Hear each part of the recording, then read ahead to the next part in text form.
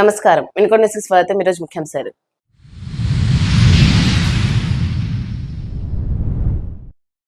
వినుకొండలో మహాత్మా జ్యోతిరావు పూలే 135వ వర్ధంతి నివాళులర్పించిన నాయకులు.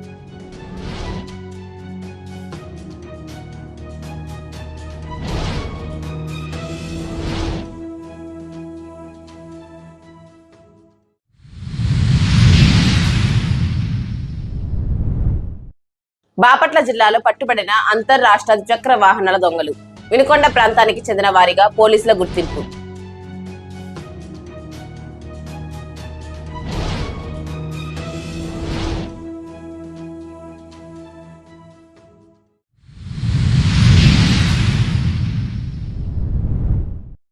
ప్రభుత్వ చీఫ్ విప్ కార్యాలయంలో ప్రజా దర్బార్ నిర్వహణ. సమస్యల పరిష్కారానికి కృషి చేస్తానని జీవీ హామీ.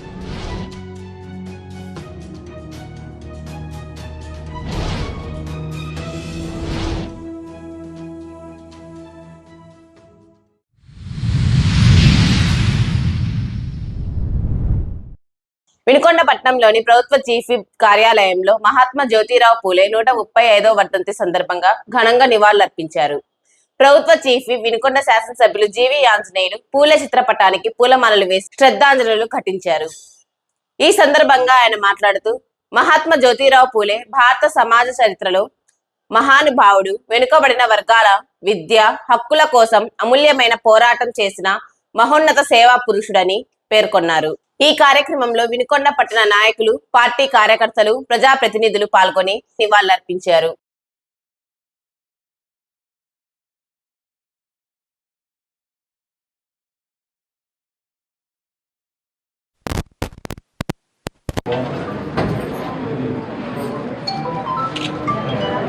జ్యోతిరావు పూలే గారు, జోహార్ జ్యోతిరావు పూలే గారు. మహాత్మా జ్యోతిరావు పూలే గారి 135వ వర్ధంతి కార్యక్రమంలో పాల్గొన్నటువంటి జ్యోతిరావు పూలే గారు దేశంలోనే, భారతదేశంలోనే మొట్టమొదట మహాత్మా అని పిలిపించుకున్నటువంటి, మహాత్మా బిరుదు పొందినటువంటి గొప్ప నాయకుడు జ్యోతిరావు పూలే గారు. మహిళలందరూ విద్యకు దూరంగా ఉన్న సమయంలో బీసీలు, ఎస్సీలు, దళిత సోదరులు, బీసీలు అందరూ కూడా వీళ్ళు విద్యకి అనర్హులు అని చెప్పి సమాజంలో దూరంగా పెట్టినటువంటి రోజుల్లో పేదవారి అందరికీ కుల మతాలకు అతీతంగా విద్య చాలా అవసరము, ఒక ఆర్థిక ప్రగతి సాధించాలంటే విద్య చాలా అవసరం అని చెప్పేసి ఆ రోజు అంటరానితనం మీద పోరాడినటువంటి గొప్ప నాయకుడు జ్యోతిరావు పూలే గారు. అలాగే మహాత్మా జ్యోతిరావు పూలే గారు, ఆయన భార్య సావిత్రిబాయి గారు ఇద్దరు కూడా చక్కగా మహిళల కోసం ప్రత్యేక పాఠశాలలు నడిపి దేశంలో మహిళలకి విద్య అవసరము అని మహిళలకు విద్యకి శ్రీకారం చుట్టినటువంటి మహానుభావుడు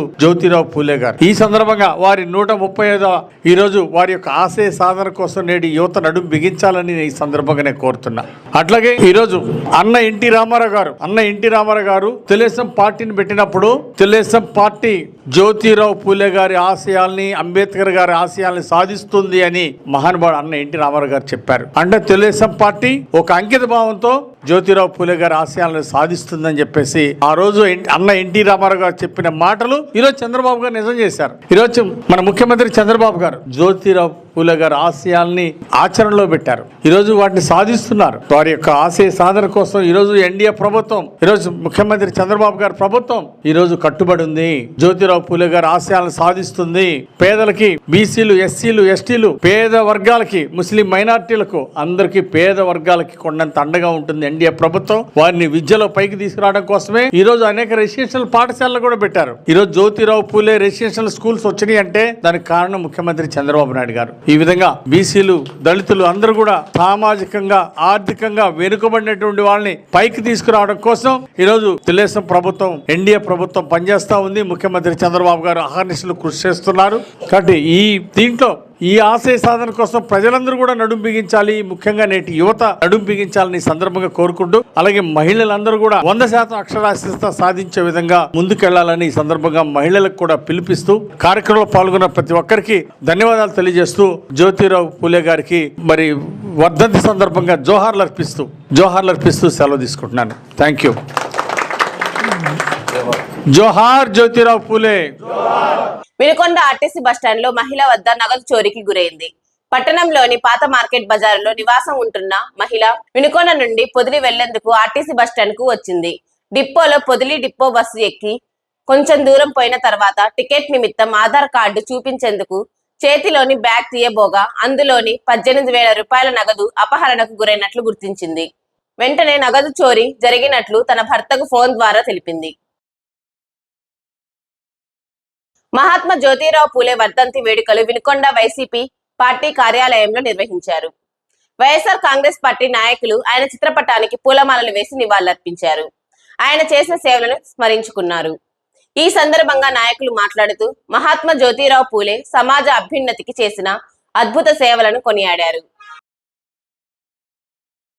ఉమ్మడి గుంటూరు జిల్లాలోని బాపట్ల సిసిఎస్ అమృతలూరు పోలీసులు అంతర్రాష్ట్ర ద్విచక్ర వాహనాల దొంగలను అరెస్ట్ చేసి వారి వద్ద నుంచి 16.5 లక్షల విలువ గల 23 ద్విచక్ర వాహనాలను స్వాధీనం చేసుకున్నట్లు తెలిపారు. పలు జిల్లాలలో ద్విచక్ర వాహనాలు దొంగతనం చేస్తున్న 6గురిలో 5గురు వినుకొండ పట్నంలోని సీతయ్య నగర్ కు చెందిన వెంకట సాయి, సాయి కృష్ణ, రెడ్డి నగర్ కు చెందిన నాని, ముట్లకుంట కాలనీకి చెందిన రమేష్ బాబు, పెద్నాస బజార్ కు చెందిన నాగురువలిగా గుర్తించామని, వీరిలో ఒకరు హత్య కేసులో, మిగిలిన వారిలో కొందరిపై పలు పోలీస్ స్టేషన్లలో కేసులు ఉన్నట్లు తెలిపారు. 6వ వ్యక్తి ప్రకాశం జిల్లాకు చెందిన శివారెడ్డిగా గుర్తించామని, వీరంతా పలు జిల్లాలలో దొంగతనాలకు పాల్పడుతున్నారని పోలీసులు తెలిపారు. చోరీలకు పాల్పడుతున్నటువంటి అంతర్రాష్ట్ర దొంగల ముఠ 6 మెంబర్స్ గ్యాంగ్స్ ని పట్టుకోవడం జరిగింది. బాపట్ల జిల్లాతో పాటు నైబరింగ్ డిస్ట్రిక్ట్స్ అయినటువంటి ఒంగోలు, పల్నాడు, గుంటూరు, కృష్ణా జిల్లాల్లో కూడా ద్విచక్ర వాహనాల చోరీలకు పాల్పడడం జరిగింది. వీరి వద్ద నుంచి 23 ద్విచక్ర వాహనాలు ఏవైతే చోరీకి గురయ్యాయో వాటన్నింటిని కూడా రికవరీ చేయడం జరిగింది. ఈ గ్యాంగ్ అంతా కూడా పల్నాడు జిల్లా వినుకొండ ప్రాంతానికి సంబంధించినటువంటి గ్యాంగ్ మెంబర్స్. ఇందులో ప్రధానంగా వెంకట సాయి ఈ వినుకొండ సీతయ్య నగర్ కు సంబంధించినటువంటి వ్యక్తితో పాటు అతని బ్రదర్ అయినటువంటి కొమ్మ సాయి కృష్ణ, ఈ గ్యాంగ్ లో నాని, నాగూరువలి, రమేష్ బాబు అనే వాళ్ళు, ఈ 5 మంది కూడా వినుకొండ టౌన్ కు సంబంధించిన వాళ్ళు. వీరి వద్ద నుంచి 16.5 లక్షలు విలువైనటువంటి 23 2 వీలర్స్ ని రికవరీ చేసి రిమాండ్ చేసి జైలుకు పంపడం జరుగుతుంది. ప్రజలకు ప్రభుత్వ సేవలు వేగంగా అందుబాటులోకి రావడమే ప్రధాన లక్ష్యమని ప్రభుత్వ చీఫ్ విప్ జీవి ఆంజనేయులు అన్నారు. వినుకొండ పట్టణంలోని ప్రభుత్వ చీఫ్ విప్ జీవి కార్యాలయంలో ఏర్పాటు చేసిన ప్రజా దర్బార్లో ఆయన ప్రజల నుండి వచ్చిన అర్జీలను స్వీకరించారు. ఈ సందర్భంగా అర్జీలను స్వీకరించిన ఆయన ప్రతి ఒక్క సమస్యకు పరిష్కారం చూపడమే లక్ష్యమని పేర్కొన్నారు. కార్యక్రమంలో నాయకులు, ప్రజాప్రతినిధులు, మండల, పట్టణ స్థాయి పార్టీ కార్యకర్తలు పాల్గొన్నారు.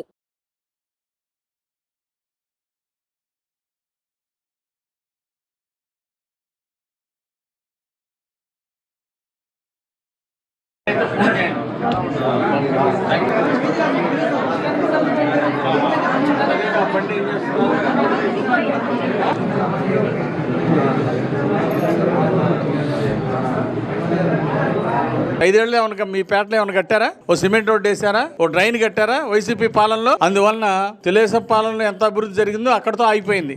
మళ్ళీ 5 ఏళ్ళు వైసీపీ పాలనలో ఏం జరగల.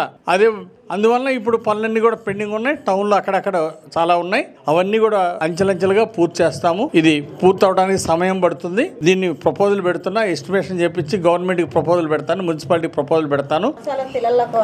అట్లాగే తల్లి, కానీ 10 ఏళ్ళు ఆగావు.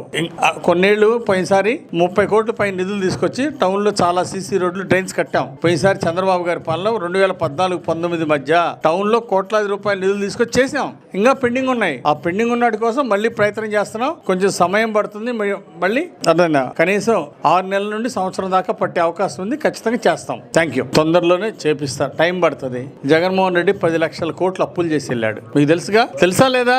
నిజంగా తెలుసా లేదా చెప్పండి. వెళ్తా 10 లక్షల కోట్లు అప్పులు చేసిపోయాడు. ఇప్పుడు చంద్రబాబు నాయుడు గారు మన ప్రభుత్వం వచ్చినప్పటి నుండి ప్రతి నెల వడ్డీలు కడుతున్నాం, అప్పులు తీరుస్తున్నాం. ప్రతి నెల ఆ డబ్బులన్నీ చాలా అడిపోతున్నాయి. 10 లక్షల కోట్లు ఇంక తీర్చాల్సిందే అప్పులు. ఈ 10 ఏళ్ల పాటు ప్రతి నెల కడతానే ఉండాలి. సో ఇది ప్రధానమైన సమస్య. దానివల్ల కొన్ని అభివృద్ధి పనులు స్పీడ్ గా చేయలేకపోతున్నాం. నిధులు కొరత ఉంది రాష్ట్రం. ఇది వాస్తవం. నిధులు కొరత కారణం ఏంటంటే జగన్మోహన్ రెడ్డి చేసిన అప్పులు. 10 లక్షల కోట్లు ఆయన చేసినటువంటి అప్పులే దీనికి కారణం అని మీరు కూడా అవగాహన చేసుకోవాలా. మీరు అర్థం చేసుకుంటే 10 మందికి నిజాలు చెప్పగలుగుతారు. మీరు ఈ నిజాలు 10 మందికి చెప్పాలా. తప్పనిసరిగా మున్సిపాలిటీకి ప్రత్యేక నిధులు కావాలని ముఖ్యమంత్రి గారికి లెటర్ పెడుతున్నా, మంత్రి నారాయణ గారికి లెటర్ పెడుతున్నా.